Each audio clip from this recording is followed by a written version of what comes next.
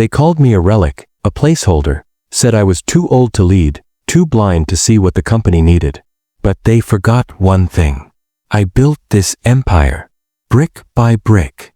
And when they tried to throw me out like yesterday's memo, I didn't just fight back. I flipped the boardroom. And I put my granddaughter, yes, my granddaughter, in the CEO's chair. This is the story of how a retired old man burned the rulebook and rewrote the future. My 80th birthday. You'd think after 80 years I'd know better than to trust a room full of suits with champagne. The hall was buzzing with polite chatter, clinking glasses, and carefully measured compliments. My family had rented out the same country club where I'd once hosted board retreats. Now, the carpet felt colder under my shoes. Emma brought me cake. Chocolate, my favorite. She leaned in with a warm smile, whispering, "You okay, Grandpa?" Before I could answer, the spoon tapped the champagne flute. Clink, clink, clink. My son David stood up. The son I once thought would carry the torch. "Ladies and gentlemen," he began, voice like butter on burnt toast. "First of all, happy birthday, Dad. We love you.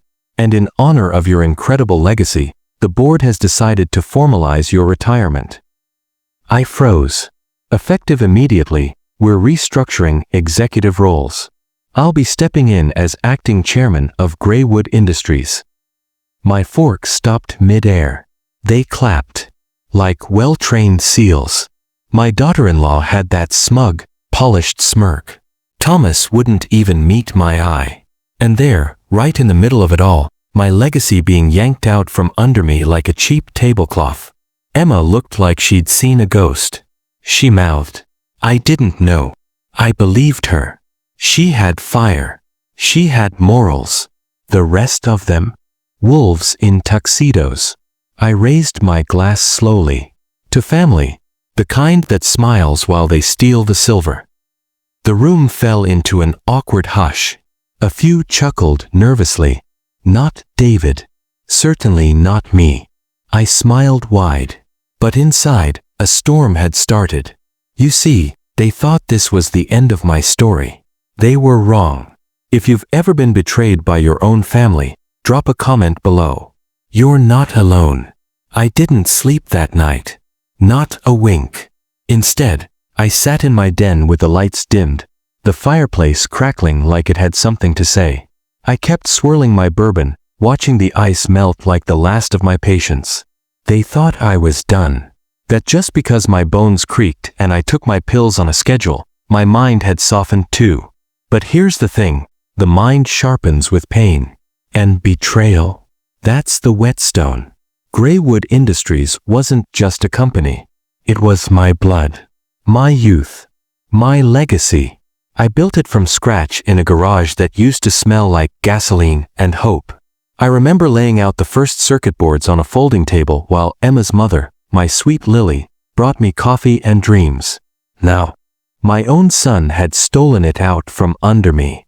I opened the drawer where I kept the original Graywood charter.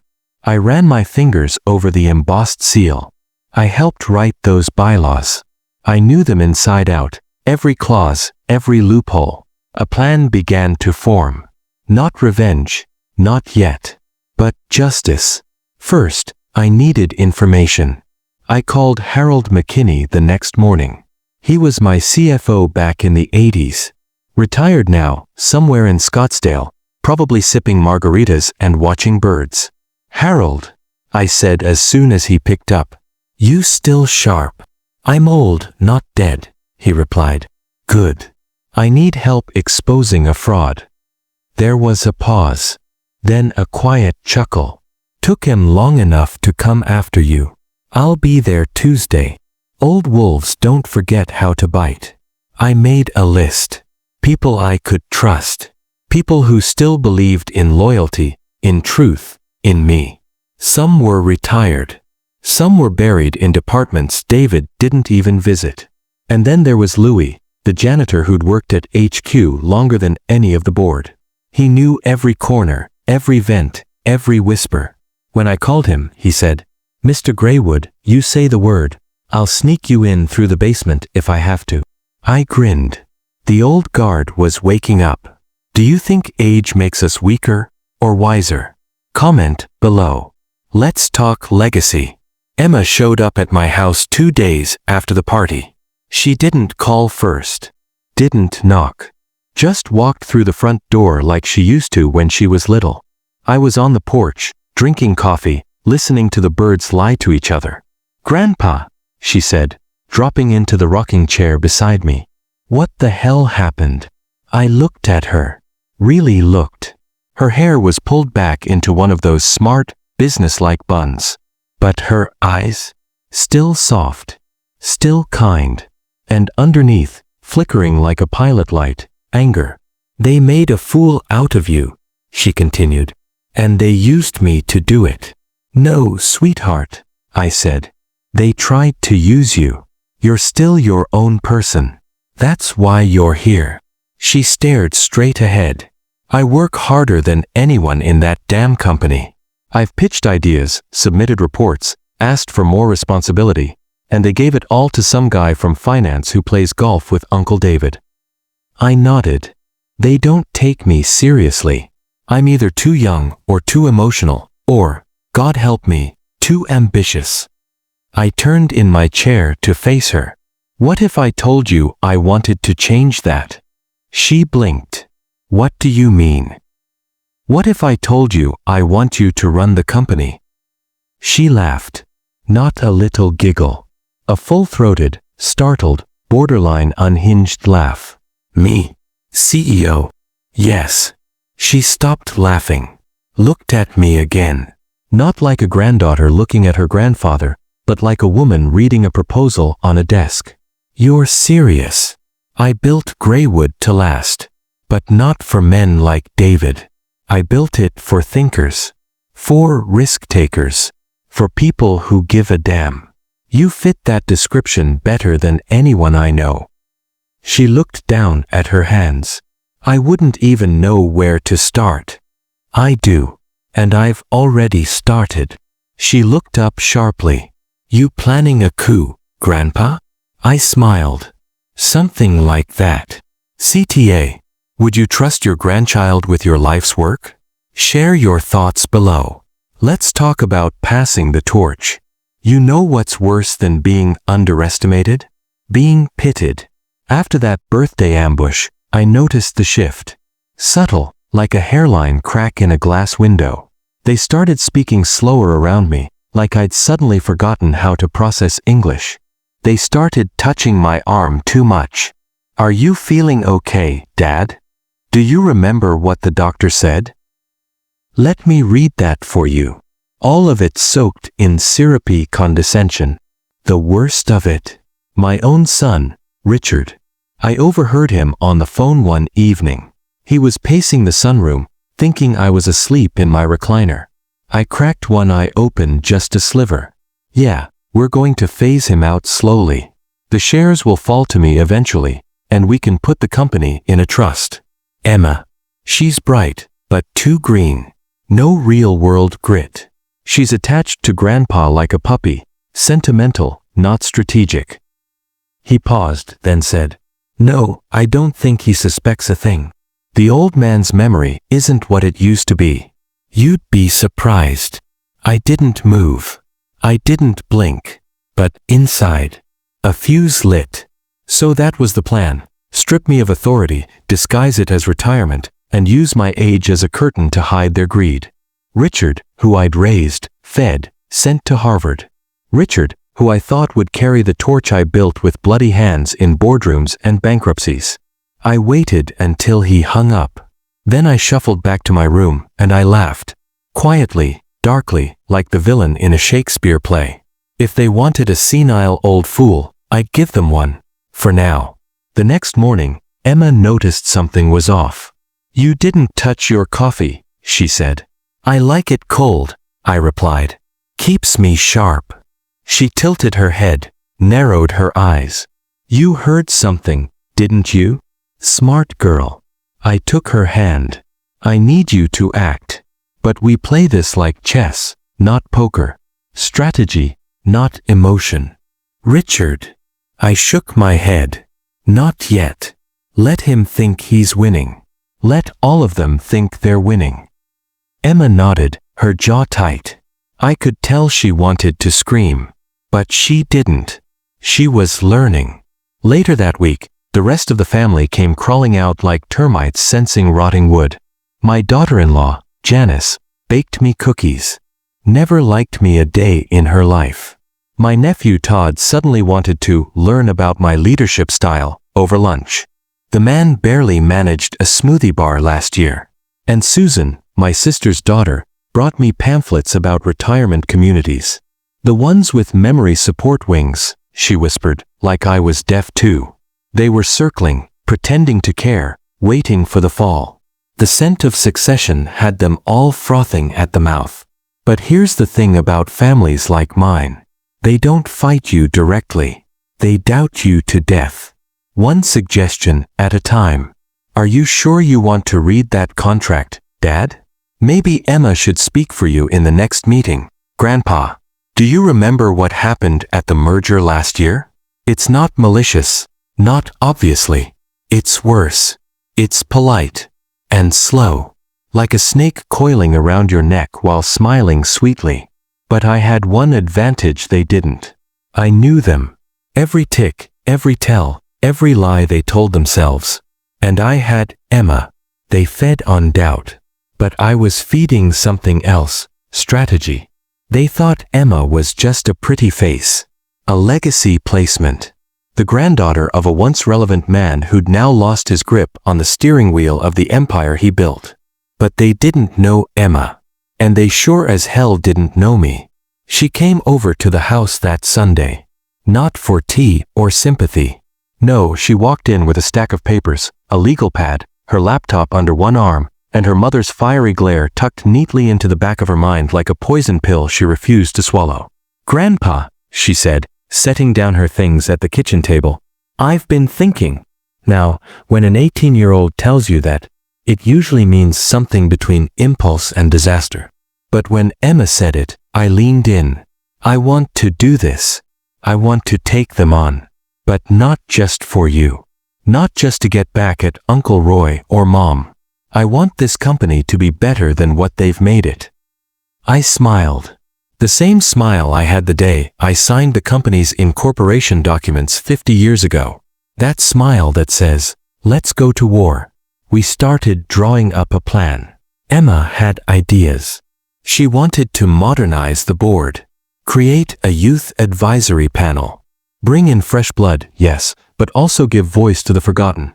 The loyal staff, the middle managers, the grunts who'd been running the place while the suits took vacations and bonuses. She had a heart and teeth.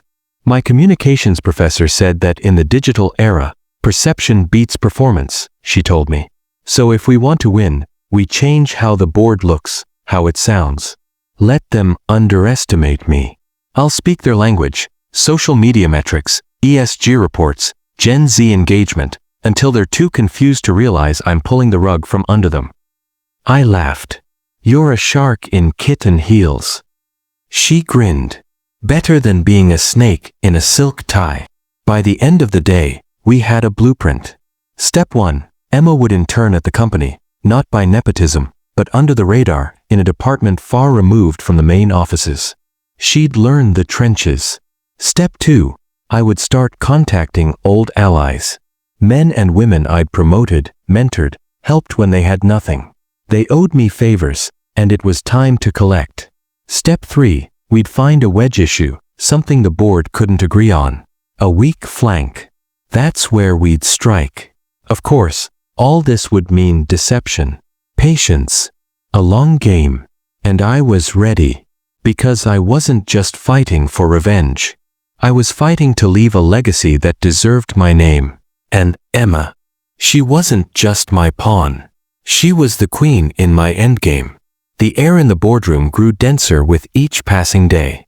I could feel it in my bones, not the ache of age, but the weight of legacy. The whispers, the sidelong glances, the cautious nods. They weren't just about me anymore. They were about Emma. One morning, I walked into the company early. The janitor gave me a startled look. They hadn't seen me arrive this early in years. But today, I needed to hear what people said when they thought the walls weren't listening. "Emma's not ready," someone whispered near the break room. "She's just a pretty face with a famous last name." "She's got guts though," another said. "Old man Richard might be backing her. That means something." I leaned on my cane, listening from around the corner. My blood boiled, but my heart swelled too. She was becoming a threat. That's how you know they're noticing you. Later that day, Emma walked into my office, fire in her eyes. "Grandpa," she said, shutting the door behind her. "They're underestimating me." I looked up from my notes and grinned. "Then let's give them something to fear." The board meeting was scheduled for Monday. I could feel the sharks circling already. Derek, my son, had been busy behind the scenes. I had caught wind of a planned vote of no confidence. They wanted to remove me from the chairman emeritus position, strip me of all influence. But I'd been in this game far too long to fold. Emma and I worked late that weekend, poring over bylaws, drafting strategies, calling in old favors. Some of the board still owed me more than they'd like to admit. On the day of the vote, I walked in slowly, every eye on me. The room fell silent. Derek stood. "With all due respect, Father, it's time for new leadership. We have a motion to remove Richard Hamilton from his position as emeritus chairman effective immediately." I smiled, the kind of smile that makes wolves retreat. "Before you vote," I said, my voice steady, "read section 7.2 of the revised bylaws, the ones passed 3 years ago. Any change in leadership requires a 2/3 majority and the support of legacy stakeholders. That includes me." Gasps. Papers rustled. Emma handed each board member a copy of the document. My son's face went pale. "Checkmate," I whispered. The days after the vote were a blur of celebration and silent reckonings. I didn't take revenge in the way they expected. No firing sprees. No public humiliation. Just quiet retribution. The ones who schemed were reassigned. Moved sideways. Out of power, but still smiling, pretending it was their idea. And Emma, she blossomed. We hosted a press conference. The cameras flashed. Reporters asked questions about the company's future. "I'd like to introduce the next CEO of Hamilton and Company," I said into the mic. "My granddaughter, Emma Hamilton." She stepped forward, confident and graceful, her voice strong, her words clear. Afterward, we stood in the lobby together. "You did it, Grandpa," she said softly. "No," I replied. "We did it. And we're just getting started." I didn't fade into the shadows after Emma took over. No, I stayed. Not to control, but to guide, to advise, to remind them all that leadership doesn't have an age limit. One day, Derek came to my office, hands in his pockets, eyes lower than I'd ever seen them. "I was wrong," he said. "About you. About Emma." I nodded. "You were. But you still have a place here, if you earn it. Family can betray, but it can also heal." I ended that day walking through the halls, watching new interns buzz about, seeing Emma's face in the leadership portraits. The lion still roared, even if the jungle had changed. Now, I sit on the balcony of the company's top floor, a glass of iced tea in my hand, the sun setting over the city skyline. They said I was too old to lead, too slow to matter, too outdated to understand. But they forgot one thing. I built this, brick by brick, deal by deal. I raised leaders, even if they didn't know it yet. And now, a new chapter begins, not in my name, but in the spirit of what I stood for. I didn't just take back the boardroom. I reclaimed my story. I handed the pen to someone who deserved it. So if you're out there, wondering if your time has passed, remember this. Legacy isn't given. It's taken. And mine is just getting started. The morning of the board meeting, I could feel the weight of every year in my bones, but I also felt sharper than I had in decades. My suit was pressed, my cane gleamed like a weapon, and Emma walked beside me in a charcoal pantsuit that made her look 10 feet tall. She wasn't nervous. She was ready. The boardroom was a battlefield. And today, we weren't spectators, we were storming the gates. When we entered, conversations died mid-sentence. My son, Richard, raised an eyebrow but didn't stand. That told me everything. "Dad," he said with a smile that belonged in a snake pit. "Didn't expect to see you up and about. What brings you here?" I leaned forward. "To remind you who built this company and who still holds voting rights through the family trust." A few gasps. A few widened eyes. The chairman, Alan Roth, stiffened. "Is that true?" I slid the legal documents across the table. "Read it and weep, Alan." Emma stood. "Effective immediately, my grandfather will be exercising his executive oversight privileges as founder. And I'll be assuming the role of interim CEO until a formal vote is called." Richard laughed, but there was panic beneath the sound. "You can't just waltz in here and—" "We already did," I said. The vote began, and one by one, the board turned. Some out of loyalty, some out of fear, but most out of respect. Emma was confirmed interim CEO, and Richard demoted to regional sales manager. Chapter 12, The Fallout. Richard exploded before we even reached the parking lot. "You planned this, didn't you? You and your little protégé." "Emma's not a protégé," I said. "She's the future. And you're lucky I didn't fire you outright." His face turned crimson. "You humiliated me in front of the board." I shrugged. "That's nothing compared to the way you humiliated this family's legacy." He stormed off, and Emma took a deep breath. "Was that okay?" she asked. I smiled. It was perfect. But the real work begins now. Chapter 13, Cleaning House. Emma's first order of business was a deep audit, financial, ethical, managerial. What she uncovered was uglier than either of us expected. Misappropriated funds, nepotistic hires, bloated bonuses, and worse. She didn't flinch. One by one, the bad apples were plucked from the tree, even if they shared her last name. And as she did it, the company's stock ticked upward. The staff, they started smiling again. The press, they started paying attention. And me, I watched from the sidelines with more pride than I'd ever known. Chapter 14, The Dinner Table Truce. That Thanksgiving, the entire family was invited to my house. Even Richard. He arrived late, quiet, and without his usual pomp. Emma greeted him with a hug. Over turkey and stuffing, old wounds began to scab over. I didn't apologize. Neither did he. But we acknowledged something neither of us had before. We'd both failed each other, in our own ways. By dessert, we weren't enemies. We were family again. Chapter 15, Legacy in Bloom. A year later, the company was flourishing. Emma was now the permanent CEO, beloved by employees and investors alike. I had retired fully, not because I was tired, but because I was satisfied. The last chapter of my life wasn't about endings. It was about planting seeds and watching them bloom. In Emma, I saw everything I ever hoped to be, and more. To those who said I was too old to lead, they were right. Because I wasn't meant to lead anymore. I was meant to lift up the next great leader. And I did.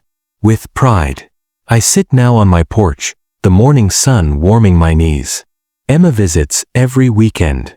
She runs the company with more grace and fire than I ever had. The empire is safe.